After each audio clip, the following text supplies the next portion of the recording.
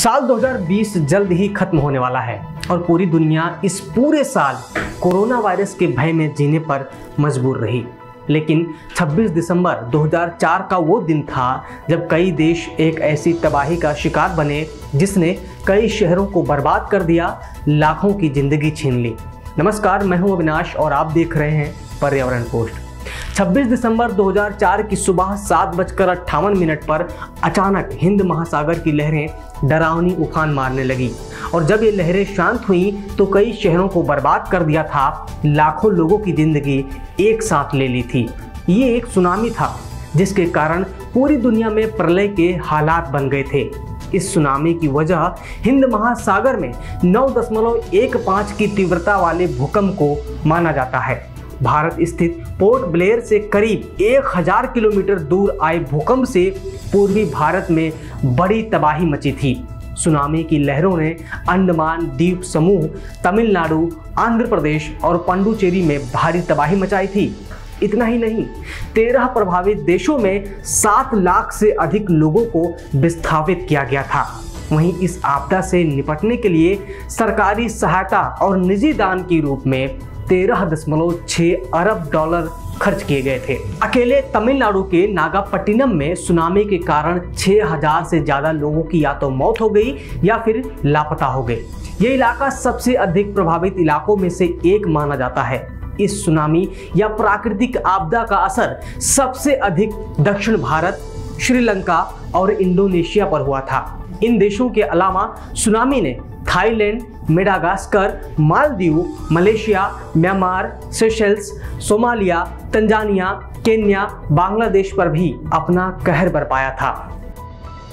आपको ये जानकर हैरानी होगी कि हिंद महासागर में 30 किलोमीटर नीचे आए भूकंप से पूरी धरती 1 सेंटीमीटर तक वाइब्रेट हुई थी। भूकंप के बाद समुद्र की लहरें 100 मीटर से अधिक ऊंची उठने लगी थीं और कुछ वक्त बाद ही ये सुनामी का रूप ले चुकी थी।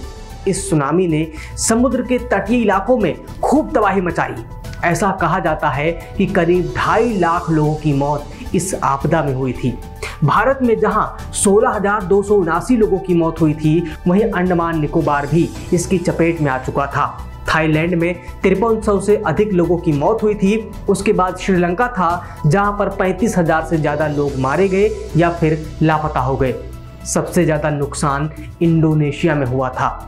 यहाँ 1,28,000 लोग मारे गए थे और 37,000 से भी ज्यादा लोग लापता हो गए थे। इंडोनेशिया के सुमात्रा में समुद्र के नीचे 2 प्लेटों में आई दरारें खिसकने से उत्तर से दक्षिण की ओर पानी की लगभग 1000 किलोमीटर लंबी दीवार खड़ी हो गई थी। लेकिन सवाल ये है कि आखिर क्यों आई थी ये तबाही?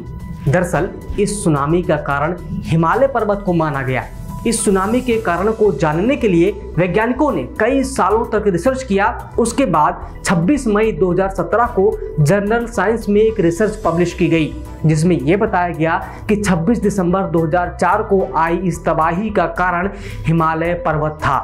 और ये इसलिए क्योंकि सैकड़ों सालों से हिमालय और तिब्बती पठार से कटने वाली तलछट गंगा और अन्य नदियों के जरिए हिंद महासागर की तली में जाकर जमा हो जा रही थी। फिर ये तलछट प्लेटों के बॉर्डर पर भी इकट्ठा हो जाती हैं, जिसे सबडक्शन जोन कहते हैं, जो तबाही मचाने वाली सुनामी का कारण बनती हैं। अब सवाल ये है कि तलछट आखिर क्या होता है?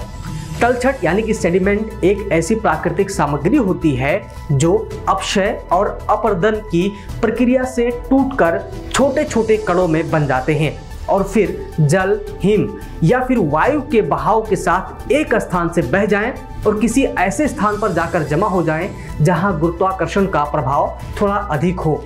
यही हुआ था हिंद महासागर में, जो सुनामी का कारण माना गया। आप देख रहे हैं पर्यावरण पोस्ट, मैं हूं अविनाश। सब्सक्राइब करें पर्यावरण पोस्ट।